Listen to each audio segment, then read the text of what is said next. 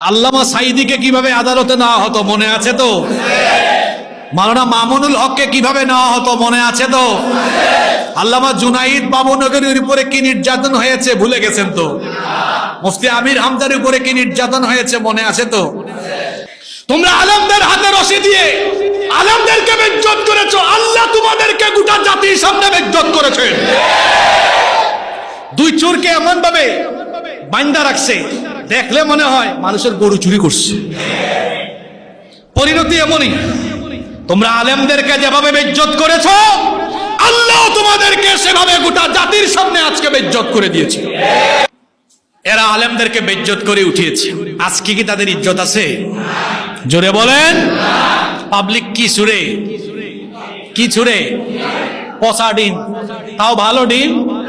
আর কি মারে, কি মারে? কিন্তু আলেমদেরকে যখন